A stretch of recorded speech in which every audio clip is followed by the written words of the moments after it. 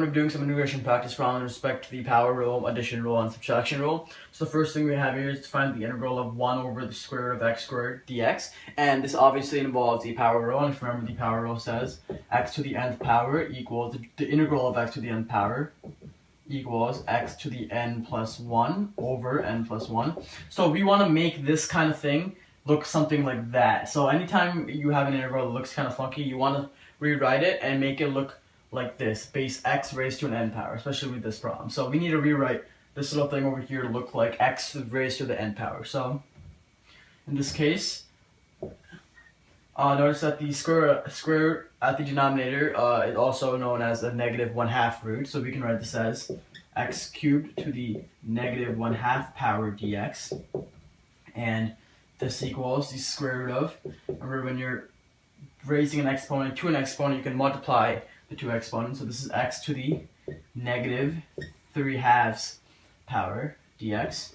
So now this looks something like the form of x to the n. So now we can use the power rule, and the power rule states keep the base x, add 1 to the exponent. So negative 3/2 plus 1 is negative 3/2 plus 2 over 2, which is equal to negative 1/2.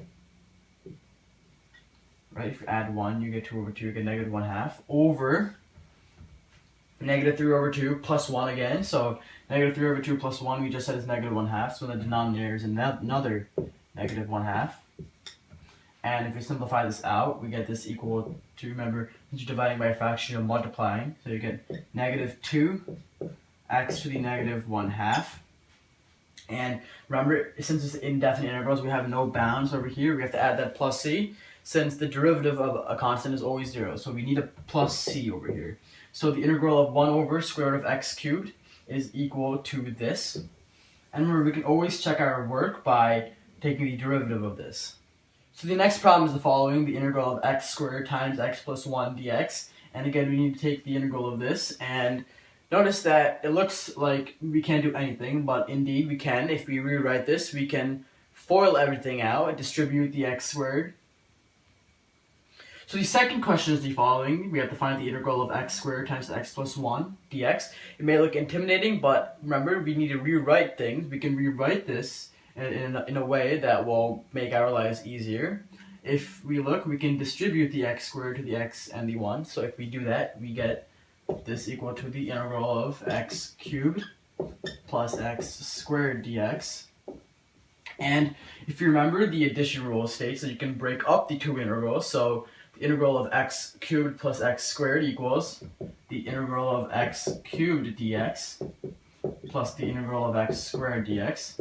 And this is pretty simple because this is the power rule. Remember, the x to the n power. So this, the n in this case is 3 and the n in this case is 2. So if we take it step by step, in this case it would be x, remember n plus 1 is 4 over n plus 1, which is 4, plus, and in this case n is 2, n plus 1 is 3 over n plus 1 is 3. And remember, since it's indefinite integrals, we don't have any bounds, we have to add the plus c.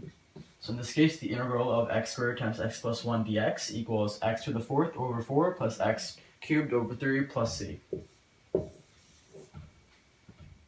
So our third and final kind of easy integral problems is the following: the integral of x minus 1 times x plus 2 dx. Again, it looks confusing, but we can rewrite this to make it much easier. So the thing that strikes me is that we can distribute the x minus 1s to the x and the 2s, or FOIL this entire thing out. And if we do that, we get this equal to the integral of x times x is x squared, x times 2 is 2x, negative 1 times x is negative x, negative 1 times 2 is negative 2. So this entire thing becomes that. And remember, this whole thing is times dx.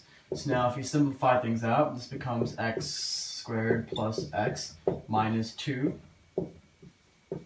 dx. And again, the addition and subtraction rule states that we can break this up. So this equals the integral of x squared dx plus the integral of x dx minus the integral of 2 dx.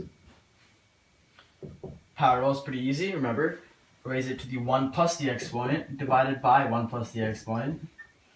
Remember, this is x to the first, so 1 plus the exponent would be x squared over that exponent you raised it to, minus, anytime you're taking the integral of a constant, it is always the constant times the variable. So we can rewrite this, bring it over here, we could rewrite this integral as the integral of 2x to the 0th power, right? That makes sense.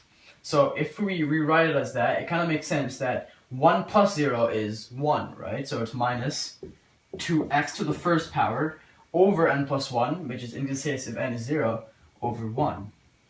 And remember, we can't forget the c, so in this case this equals this, and we can rewrite this as x cubed over 3 plus x squared over 2 minus 2x plus c. So again, all we did was we FOILed everything out, we split it up due to the addition and subtraction rules, and we noted that the integral of a constant is equal to that constant times the variable. So in this case, the integral of 2 is 2x, right? 2 to the x to the first power of 1, that makes sense, because the integral of 2 is equal to the integral of 2 times x to the 0th.